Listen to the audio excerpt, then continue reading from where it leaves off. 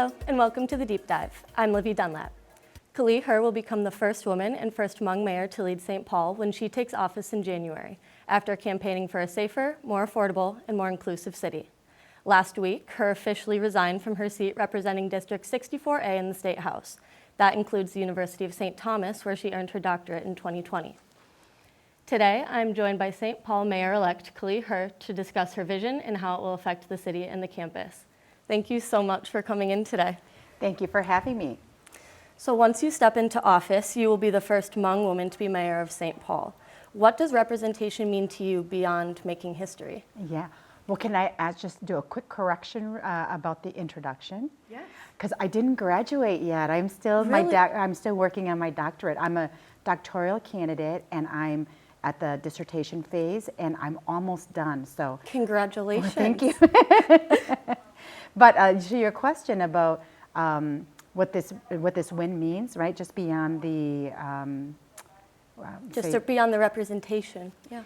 Yeah, I think that, oftentimes when people look at us, they see what we look like on the, outwardly. So like it's what they think we represent. But the truth is I think beyond just what it represents to people, what I look like, that I'm a woman, is that I carry much of what we heard at the doors of individuals with me, and that transcends gender, transcends race, it transcends, sort of people's own, however they define themselves, because what we heard overwhelmingly at the doors was the high property taxes, the access to affordable housing, businesses not being able to operate, and just public safety issues. And so I think that though it is wonderful to be the first woman mayor of St. Paul, I hope that people also remember that the work itself is about lifting up what constituents asked us to, and that's what I hope to bring forward, and that's what I hope people see when they look at me.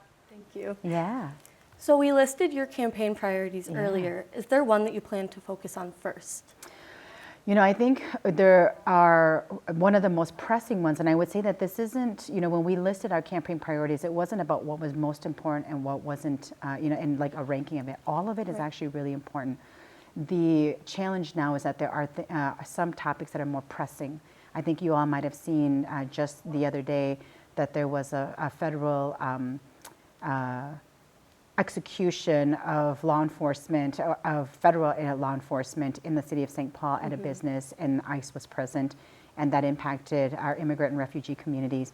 And so, that is just one of the top issues that has bubbled up as a pressing issue that we'll have to address right away. Yeah. And so that, I think, might be the first one that we will be working on. All right. Yeah. So with that being said, kind of like you mentioned, you did write on social media yesterday about the ICE agents operating in St. Paul and how they were using face coverings and misidentifying themselves as police, and how that can undermine the public's trust and sense of safety. If this were to happen when you're mayor, what action would you plan to take? Yeah, and the challenging part about this is that we're not given advance notification when they come in. So like by the time we might be able to get to the scene, we may not have the ability to address that situation. And once once they are in the middle of executing their duties, if we interfere, we are actually interfering into law enforcement's, the federal law enforcement, that they're in their work, and so it becomes a challenge, right? And then we're crossing over jurisdiction as to who has the authority to actually be operating and working within that area, and so it becomes a little bit tricky. So I think that it is important for us to maybe not think about when something happens, but more about how do we put the ordinances in place that creates really clear guidelines that we expect that that federal agents have their faces exposed, and that they have proper identification and the proper warrants.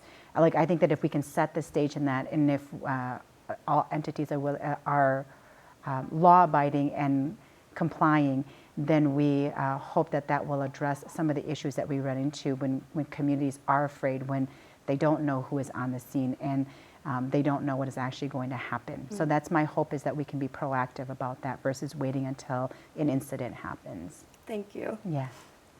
So St. Paul voters approved a levy to increase their property taxes to pay about $37 million for public schools. How can you make housing affordable while this goes into effect simultaneously?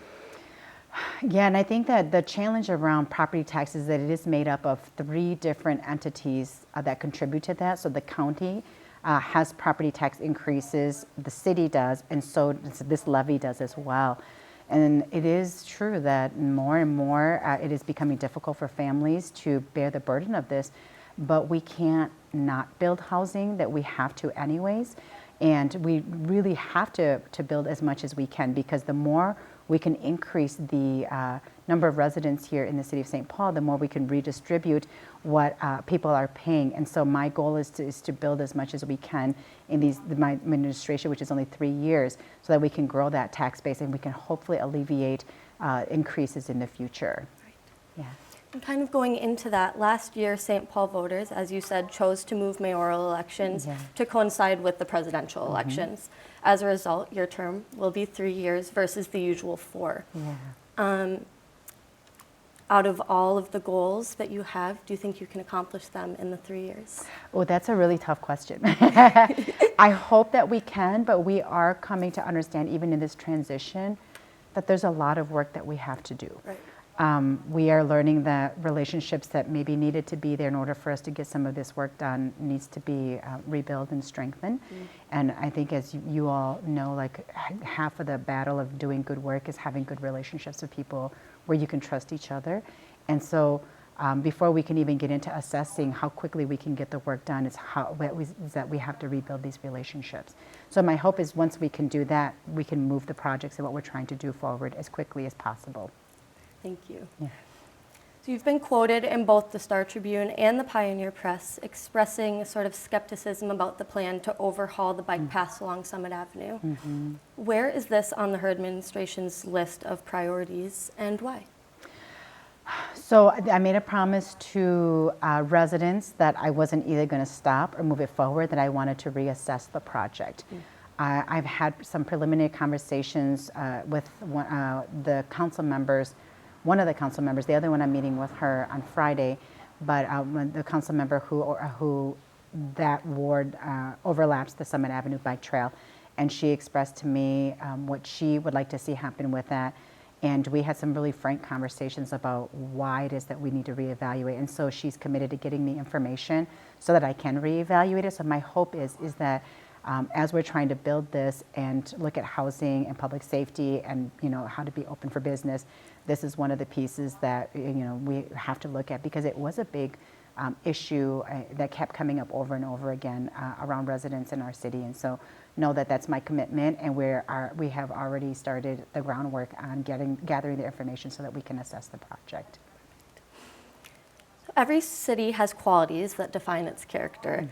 What aspect of St. Paul's identity do you hope to lift up and showcase during your term? You're the only person who's asked me that question. That's a really good question. I often tell people that when we've been listening to residents and their concerns, they talk a lot about specific things. But I often have to remember to point out that not everybody who lives in our city experiences our city the same.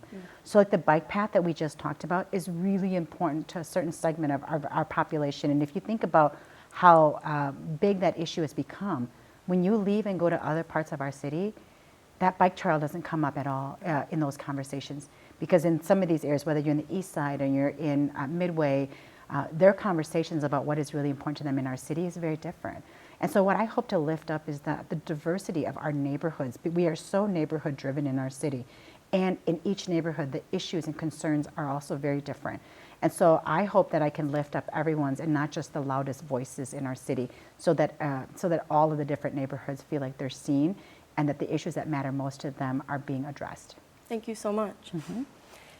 In 2023, a change in zoning ordinances allowed an increase in student housing to spring up in the neighborhoods surrounding our campus. And this was done in hopes of adding more affordable housing and living options. So you told me on election night that ultimately that goal hasn't been met for affordability.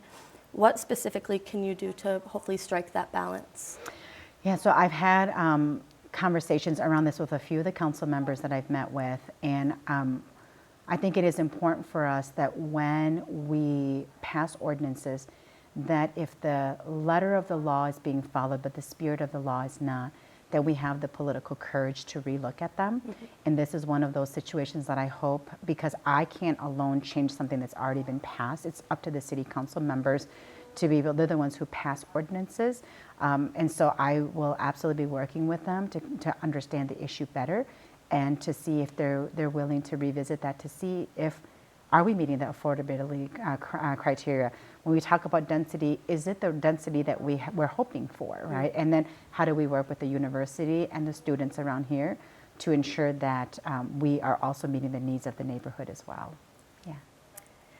So do you think that your experience representing these neighborhoods in the State House better equips you to navigate the issues affecting this part of the city? I would say so, because even just in my meeting of the city council members, and like I said, I've met 4 of the 7, I'm meeting the other 3 on Friday, and even in my conversations with them, I was really, I had the most robust, and they were all really great conversations, but I had the most robust conversation with Councilmember Coleman, because much of my district overlaps her ward, and we had really good conversations about the bike path, about the density, about the the corner of University and Snelling, because those are just issues that have bubbled up for me in my district, and those are issues that she's working in her ward. So I really look forward to working closely with her, because I do know this neighborhood and this area so well. Thank you. So is there a moment that sticks out to you from your campaign that reminded you why this work matters? Yeah, and I think, it's so interesting, because it's like parts of this town, the city, represents my current life, and part of it represents a previous life of mine, and part of it represents my beginning.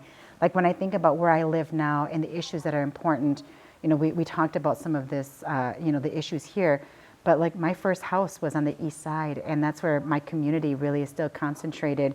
And when I look at the low-income housing units, like that's where my grandfather and them, like the first housing that they lived in, and there's still a lot of community members there.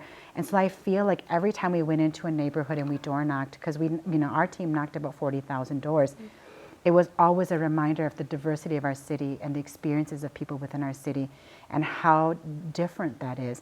And so for me, it was just really special to be able to hear directly from people the needs that they want, the hopes that they have, and the dreams that they would like to see for their own family members and for our city.